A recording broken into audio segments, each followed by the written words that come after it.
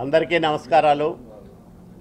6 నెలలు తిరగకుండానే రాయలసీమ గడ్డపైన రెండో సభ మే మహానాడు కడప తర్వాత సూపర్ 6 సూపర్ హిట్ పేరుతో రెండో అతిపెద్ద సభ కూటమి ఆధ్వర్యంలో అధికారంలోకి వచ్చిన తర్వాత కూటమి నేతృత్వంలో జరిగిన తొలి సభ అనంతపురంలో జరగడం మా అందరి అదృష్టంగా భావిస్తూ ఉన్నాం. అనంతపురం జిల్లా భవిష్యత్తు అట్లాగే రాయలసీమ అభివృద్ధి తెలుగుదేశం పార్టీతోనే ముడిపడి ఉంది. మహనీయుడు ఎన్టీ రామారావు గారు ఆలోచనల ఫలితంగానే తెలుగు గంగ కానీ, హంద్రీనీవా కానీ, గాలేరు నగరి సుజల స్రవంతి కానీ ఇవన్నీ కూడా రాయలసీమ భవిష్యత్తును మార్చే కార్యక్రమాలకు ఆయన 80వ దశకంలోనే ఆలోచనలు చేశారు. దాని ఫలాలను మనం చంద్రబాబు నాయుడు గారి చేతుల మీదుగా ఈరోజు చూడగలుగుతాం. అనంతపురం జిల్లాలో 3850 క్యూసెక్కుల నీటిని జిల్లాకు తీసుకురాగలుగుతూ ఉన్నాం హంద్రీనీవా ద్వారా. అంటే 2000 నుంచి 3850 క్యూసెక్కుల సామర్థ్యానికి పెంచడం అంటే మామూలు విషయం కాదు. ఆ పెరిగిన సామర్థ్యం అనంతపురం జిల్లాకు ఉపయోగపడుతుంది. జీడిపల్లికి అన్ని నీళ్లు రావడం వల్ల గతంలో చంద్రబాబు నాయుడు గారి చేతుల మీదుగా భూమి పూజ చేసి 30% పనులు పూర్తి చేసుకున్న జీడిపల్లి భైరవాంతిప్ప కానీ, జీడిపల్లి పేరూరు కానీ, ఉరవకొండ నియోజకవర్గంలో 50,000 ఎకరాలకు నీళ్ళిచ్చే బిందు సేద్యం ప్రాజెక్టు కానీ వీటన్నిటికీ కొత్త ఆశలు వచ్చాయి. ఈరోజు నీళ్లు లేకపోతే మనం ఏమీ చేయలేము. ఆ నీటిని చంద్రబాబు నాయుడు గారు ఇస్తూ ఉన్నారు ఈరోజు. అందువల్లనే అనంతపురం జిల్లా దశ మారబోతూ ఉంది. ఒకవైపు పండ్ల తోటలని ప్రోత్సహించడంతో పాటు ఆగిపోయిన బిందు సేద్యాన్ని మళ్ళా తిరిగి ప్రారంభం చేశాం. అట్లాగే అనేక పరిశ్రమలు రాయలసీమ వ్యాప్తంగా దాదాపు 46 భారీ పరిశ్రమలు రాబోతూ ఉన్నాయి.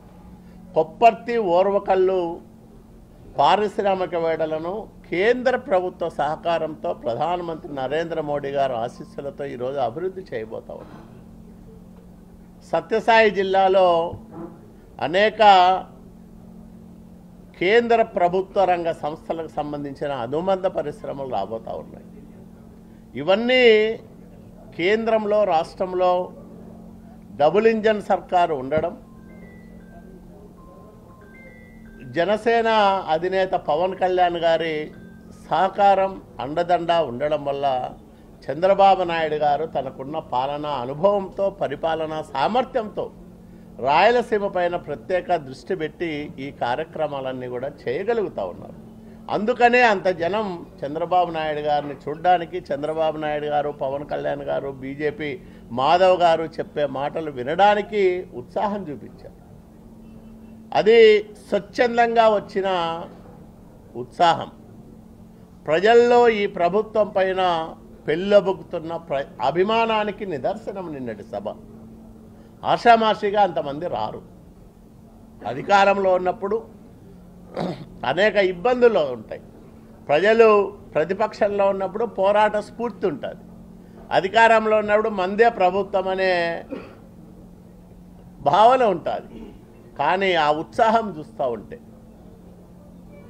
వాళ్ళకి మేమందరం కూడా చేతులెత్తి నమస్కారాలు చేయాల్సిన అవసరం ఉంది. అన్ని లక్షల మంది బస్సు టాపులపైన, లారీల్లోనూ వచ్చి సభ ప్రారంభం నుంచి మేము 1:56 సభ ప్రారంభం చేశాం. మధ్యాహ్నం విపరీతమైన ఎండ ఉండి మొదట్లో మళ్ళీ ప్రకృతి కూడా సహకరించింది. సాయంత్రం చంద్రబాబు నాయుడు గారి చివరి మాట పూర్తయ్యేంత వరకు ఒక్కరంటే ఒక్కరు కూడా లేలేదు. అది అనంతపురం జిల్లా ప్రజలకు చంద్రబాబు నాయుడు గారి పట్ల ఉన్న అవ్యాజ్యమైన ప్రేమకు నిదర్శనం. బట్ ఇవన్నీ ఊరికే రాలేదు. చంద్రబాబు నాయుడు గారు 15 నెలల కాలంలో కూటమి ప్రభుత్వ ఆధ్వర్యంలో చేసిన కార్యక్రమం. పల్లెల్లో ఒకే రోజు మొత్తం అన్ని పంచాయతీల్లో సభలు పెట్టి వేల కోట్ల రూపాయలు పల్లె పండుగ పేరుతో అభివృద్ధి కార్యక్రమాలకు శ్రీకారం చుట్టాడు పవన్ కళ్యాణ్ గారు. కేంద్రము అమరావతి, పోలవరంతో పాటు ఆగిపోయిన అనేక కేంద్ర ప్రాయోజిత పథకాలకు నిధులు ఇస్తూ ఉంది. ఈరోజు శాస్కీ పేరుతో నిర్మలా సీతారామన్ గారు, ప్రధానమంత్రి నరేంద్ర మోడీ గారి ఆశీస్సులతో వేల కోట్ల రూపాయల డబ్బులు ఆంధ్రప్రదేశ్ రాష్ట్రానికి ఇస్తూ ఉంది. ఇన్ని డబ్బులు కేంద్రం నుంచి వస్తూ ఉన్నాయి కాబట్టి వెంటిలేటర్ పైన ఉన్న ఈ ఆర్థిక వ్యవస్థను మనం మళ్ళీ గాడిలో పెట్టగలిగినాం. అందుకనే చంద్రబాబు నాయుడు గారి వల్లనే ఈ రాష్ట్రం బాగుపడుతుంది. చంద్రబాబు నాయుడు గారితోనే రాయలసీమకు ఉజ్వలమైన భవిష్యత్తు ఉంటుంది అనే దృఢమైన నమ్మకము, విశ్వాసము ప్రజలకు ఉండడం వల్లనే నిన్నటి సభ నభూతో నభవిష్యత్ రీతిలో ఒక చారిత్రాత్మక ఘట్టంగా జరిగింది. కొంతమంది మిత్రులు అడిగారు, మాకు సాగునీటి ప్రాజెక్టులకు సంబంధించిన ప్రకటనలు వస్తాయి అని ఎదురు చూసామని. స్పష్టంగా చెప్పాడు, సాగునీటి ప్రాజెక్టులన్నీ పూర్తి చేస్తామని. అట్లాగే ఈ జిల్లాను ప్రత్యేకంగా ఆదుకుంటాం, రాయలసీమ అభివృద్ధికి నా దగ్గర ఒక రోడ్ మ్యాప్ ఉంది, దాన్ని అమలు చేస్తానని స్పష్టంగా చంద్రబాబు నాయుడు గారు నిన్న చెప్పడం జరిగింది. ఆయన మాటలు, ఆయన ఇచ్చిన హామీలు, అట్లాగే ఆయన 15 నెలల కాలంగా చేస్తున్న కార్యక్రమాలు ఇవన్నీ కూడా ప్రజలకు భవిష్యత్తు పైన ఒక నమ్మకాన్ని కలిగిస్తూ ఉన్నాయి. అందువల్లే అన్ని లక్షల మంది రాగలిగినారు. ఎర్రటి ఎండలో అంతసేపు కూర్చొని నిలబడి మీరందరూ చూశారు. చాలామంది సభకు రాలేని వాళ్ళు రోడ్లపైనే లారీలెక్కి, బస్సులెక్కి వింటా ఉన్నారు ఆ మైకుల్లో వచ్చే మాటలను. అంటే ఎంత ఉత్సాహం ఉంటుందో, ఎంత ఆసక్తి ఉంటుందో మనం అర్థం చేసుకోవచ్చు. అందువల్ల రాయలసీమ గడ్డ తెలుగుదేశం పార్టీ అడ్డాగా మారిందనే దానికి మొన్న జరిగిన కడప సభలు, అట్లాగే ఈరోజు జరిగిన అనంతపురం సూపర్ హిట్ సభలో నిదర్శనాలు. ఇంత పెద్ద ఎత్తున తెలుగుదేశం పార్టీకి ఆదరణ వస్తూ ఉందని కుట్రతో, కుతంత్రంతో జగన్మోహన్ రెడ్డి ఏది పడితే అది మాట్లాడుతూ ఉన్నాడు. 5 సంవత్సరాలు అరాచక పరిపాలన చూసాం. ఈ జిల్లా మనమడిని హంద్రీనీవా కాలువను 10,000 క్యూసెక్కుల సామర్థ్యానికి పెంచుతామని ఇదే కాలేజీ గ్రౌండ్లో మాట చెప్పిన విషయం మనందరికీ తెలుసు. అంతకుముందు 2017లో ప్రారంభమైన పనులు ఆపేసి మొదటి కాలువ 6,000 క్యూసెక్కులకు పెడతారు, మళ్ళా సమాంతరంగా 4,000 క్యూసెక్కులతో ఇంకో కాలువ తీస్తానని చెప్పిన వ్యక్తి 5 సంవత్సరాల కాలంలో 500 కోట్లు కూడా ఆ పథకానికి నిధులు ఇవ్వలేదు. జరుగుతున్న పనులను ఆపేశాడు. కొత్తగా మళ్ళా పనులు ప్రారంభం చేయలేదు. 5 ఏళ్ళు అభివృద్ధిని అటకెక్కించి రాయలసీమను, ముఖ్యంగా అనంతపురం జిల్లాను సర్వనాశనం చేసిన వ్యక్తి జగన్మోహన్ రెడ్డి. కాబట్టే రాయలసీమ ప్రజలు లాగి కొట్టారు జగన్మోహన్ రెడ్డిని, జగన్మోహన్ రెడ్డి పార్టీని మొన్నటి ఎన్నికల్లో. అనంతపురం జిల్లాలో 14 నియోజకవర్గాల్లో తెలుగుదేశం పార్టీ బీజేపీని గెలిపించారంటేనే జగన్మోహన్ రెడ్డి పైన ఉన్న ప్రజా వ్యతిరేకత, చంద్రబాబు నాయుడు గారు అట్లాగే కూటమి పైన ఉన్న వాళ్ళకున్న నమ్మకం, ఇవే మొన్నటి ఎన్నికల ఫలితాలు. అందువల్లనే ఈరోజు కూడా 15 మాసాల తర్వాత జరిగిన కార్యక్రమంలో కూడా ఇంత ఉత్సాహం పెళ్ళుబుకింది ప్రజల నుంచి. అంటే దానికి కారణం ప్రజాపాలన, ఒక మంచి ప్రభుత్వ పరిపాలన పైన ప్రజల్లో వ్యక్తమవుతున్న విశ్వాసం, నమ్మకం కారణాలుగా మేము చెప్తా ఉన్నాం. అట్లాగే ఆర్డీటీ విషయం కూడా మిత్రులు అడిగారు.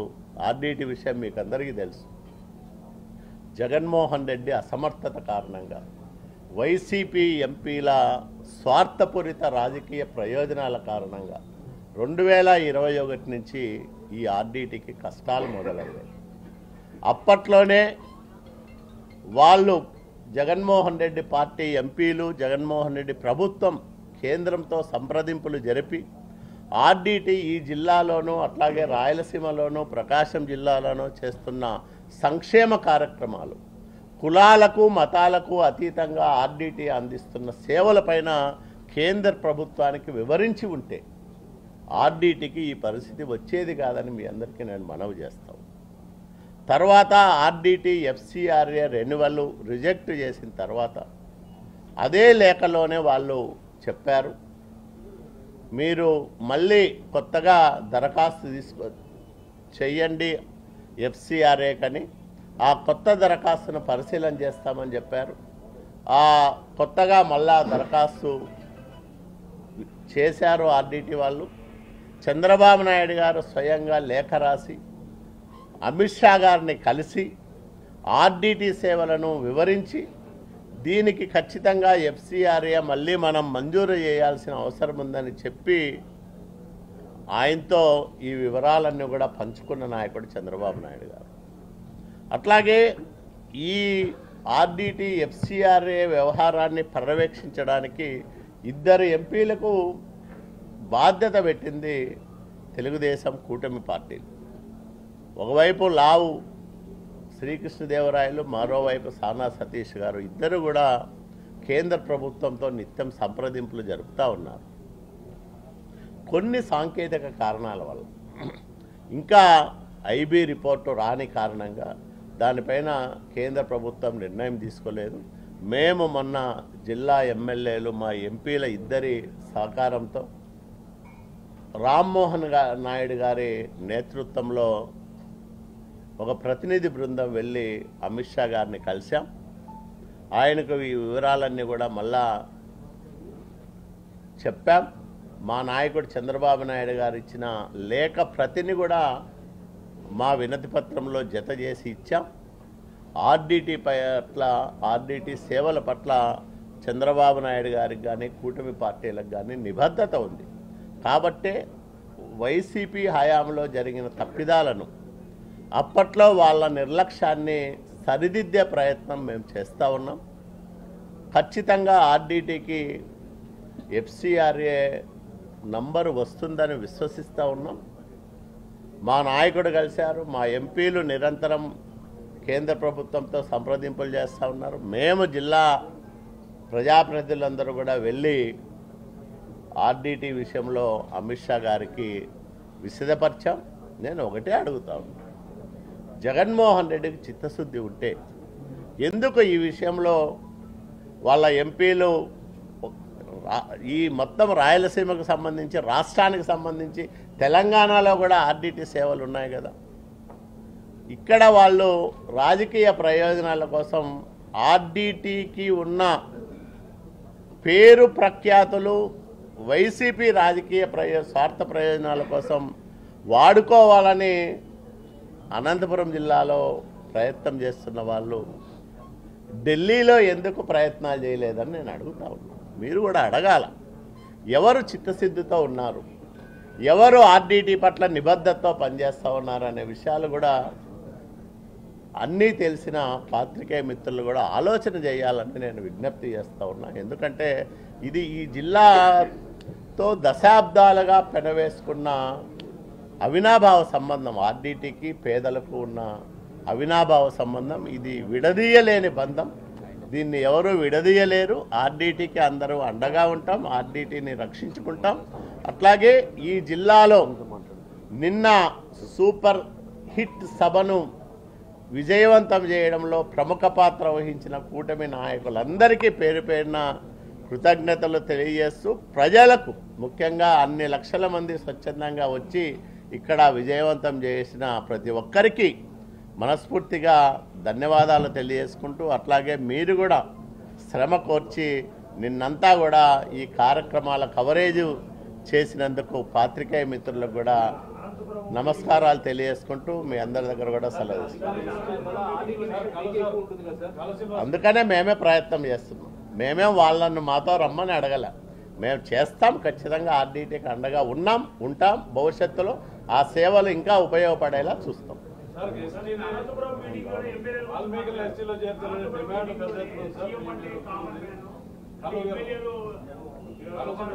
నేనే కామన్ మ్యాన్గా ఉన్నా, ఎమ్మెల్యేలు ఇంకా బాగా ఉండాలని చెప్పారు. దాంట్లో తప్పే ఉంది. నువ్వు బాగుండవని నీకు చెప్పడం తప్ప అంటే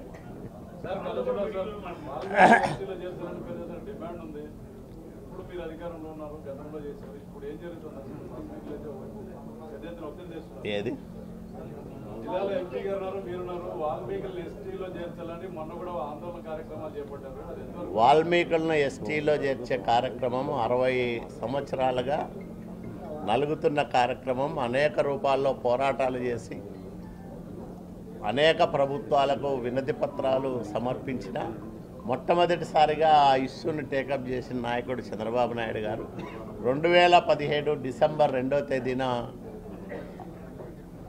అసెంబ్లీలో మండలిలో తీర్మానాలు చేసి కేంద్ర ప్రభుత్వానికి పంపించాం. కేంద్రం 2 సార్లు కొన్ని కొర్రీస్తో వివరణ అడిగింది. ఆ రెండిటికి మేము సమాధానాలు ఇచ్చాం.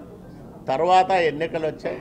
ఎన్నికలు వచ్చిన తర్వాత మీకు అందరికీ తెలుసు, వైసీపీ ప్రభుత్వం అధికారంలోకి వచ్చిన తర్వాత దానికి మళ్ళా ఏకసభ్య కమిషన్ వేసి రాష్ట్రమంతా కాదు, ఓన్లీ రాయలసీమలోనే వీళ్ళని ఎస్టీలుగా చేరిస్తే బాగుంటుందని చెప్తూనే దానికి సంబంధించిన రిపోర్టులో వాల్మీకులు ఎస్టీలుగా ప్రకటించడానికి అనువైన వివరాలు పొందుపరచుకోకుండా జగన్మోహన్ రెడ్డి తీరని అన్యాయం చేశాడు ఈ జాతికి. మళ్ళా కూటమి ప్రభుత్వం ఈరోజు రాష్ట్రంలోనూ కేంద్రంలోనూ అధికారంలో ఉన్నాయి. ఖచ్చితంగా ఆ విషయం ఇప్పుడు ఒక టేకాఫ్ అయింది రాష్ట్రం. కాబట్టి ఖచ్చితంగా ఈ విషయాన్ని కూడా కేంద్ర ప్రభుత్వం దృష్టికి తీసుకెళ్ళి మళ్ళా మేము ఏదైతే 2017 డిసెంబర్ 2వ తేదీన రాష్ట్ర ప్రభుత్వ అభిప్రాయంగా చెప్పిందో రాష్ట్ర వ్యాప్తంగా ఉన్న వాల్మీకి బోయలందరినీ 33 ఉపకులాలను కూడా చేర్చాలని చెప్పిందో దానికి కట్టుబడి ఉంటామని, వీళ్ళకి న్యాయం చేయమని మళ్ళీ కేంద్రాన్ని కోరేటట్లుగా రాష్ట్ర ప్రభుత్వం చర్యలు తీసుకుంటుంది. చంద్రబాబు నాయుడు దృష్టికి నేను అట్లాగే గుమ్మనూరు జయరామ్ గారు, ఆదోని ఎమ్మెల్యే పార్సారథి గారు వెళ్ళి కలిసాం. ఆయన దృష్టికి తీసుకెళ్ళాం. ఆయన కూడా దీన్ని పరిశీలన చేసి చేద్దామని చెప్పారు. ఖచ్చితంగా దాన్ని ఎప్పుడు చేయాలా ఏం చేయాలా అనేది చంద్రబాబు నాయుడు గారు ఆలోచన చేస్తున్నారు. ఖచ్చితంగా చేస్తారని మేము నమ్ముతా ఉన్నాం. ఇప్పుడు కాకపోతే ఇంకెప్పుడు కాదు. అది 2 ప్రభుత్వాలు కేంద్రంలో రాష్ట్రంలో అధికారంలో ఉన్నాయి కాబట్టి ఖచ్చితంగా అవుతుందని మేము నమ్ముతా ఉన్నాం.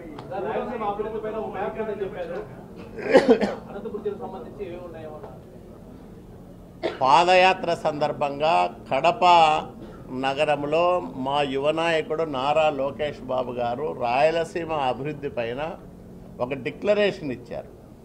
ఆ డిక్లరేషన్లో ఉన్న అంశాలతో పాటు మరిన్ని అంశాలను చేర్చి చంద్రబాబు నాయుడు గారు రాయలసీమ సమగ్ర అభివృద్ధికి ఒక రోడ్ మ్యాప్ తయారు చేస్తున్నారు. కాబట్టి ఆ వివరాలన్నీ కూడా మా ముఖ్యమంత్రి గారు అట్లాగే మా ఉప ముఖ్యమంత్రి గారు బీజేపీ నాయకత్వం అనౌన్స్ చేస్తారు. సూపర్ 6 సక్సెస్ అయితే ఈ సూపర్ 6 హామీలో భాగంగా తల్లికి వందనంకి సంబంధించి 10th క్లాస్ విద్యార్థులు ఎవరైతే పాస్ అయినారో ఇంటర్మీడియట్ పోయినారో వాళ్ళకి ఇంతవరకు మళ్ళీ 1వ క్లాస్ నుంచి 10వ క్లాసులో చదివే వాళ్ళకి ఇది ఇస్తామని చెప్పాము. 1వ క్లాసులో అడ్మిషన్లు పొందే వాళ్ళకి కొంత ఆలస్యం అవుతుంది. ఎందుకంటే వాళ్ళు అడ్మిషన్ల వివరాలన్నీ కూడా ప్రభుత్వానికి చేరాల. 10th క్లాస్ పాస్ అయ్యి ఇంటర్మీడియట్ ఫస్ట్ ఇయర్ చదువుతున్న వాళ్ళకు కూడా ఇస్తున్నాం. ఆ వివరాలు కూడా 10th క్లాస్ పాస్ అయిన వాళ్ళు మళ్ళీ జూనియర్ కాలేజీలో ఇంటర్మీడియట్ చదివి ఆ వివరాలన్నీ కూడా వాళ్ళ అడ్మిషన్లు అయిన తర్వాత ఆ వివరాలు గవర్నమెంట్కి పోతే గవర్నమెంట్ ఇస్తూ ఉంది. అందుకని 2వ దశ 3వ దశ కూడా తల్లికి వందనం డబ్బులు వస్తూ ఉన్నాయి. ఇస్తాం, ఖచ్చితంగా ఇస్తాం. కూటమి ప్రభుత్వం అధికారంలోకి వచ్చిన తర్వాత టీడీపీ కార్యకర్తలు అప్రపాలు అవుతున్నారు. జనవరి ఫిబ్రవరి నెలలో చేసిన పనులకే బిల్లు చెల్లించలేదు గవర్నమెంట్ అని చూస్తారు. ఖచ్చితంగా, ఎందుకంటే మీకు తెలుసు 10 లక్షల కోట్ల అప్పుల భారాన్ని మోస్తూ సంక్షేమం ఇప్పుడు 40,000 కోట్ల రూపాయల డబ్బులు ఒక్క పెన్షన్ల రూపంలోనే ఎన్టీఆర్ భరోసా పేరుతో రాష్ట్ర వ్యాప్తంగా ఇస్తూ ఉన్నాం. అట్లాగే 10,000 కోట్ల రూపాయలు తల్లికి వందనం డబ్బులు ఇచ్చాం. ఇన్ని సంక్షేమ కార్యక్రమాలు అమలు చేస్తున్నప్పుడు ఆర్థిక భారం ఉంటుంది. అందులో ఉపాధి హామీ పథకం కేంద్ర ప్రభుత్వ అనుసంధానంతో జరగాల్సిన కార్యక్రమాలు కాబట్టి ఖచ్చితంగా డబ్బులు వస్తాయి. డబ్బులు ఎక్కడ పోవు. జగన్మోహన్ రెడ్డి పెట్టిన చాలా బాకీలే ఈరోజు కూటమి ప్రభుత్వం తీరుస్తూ ఉంది.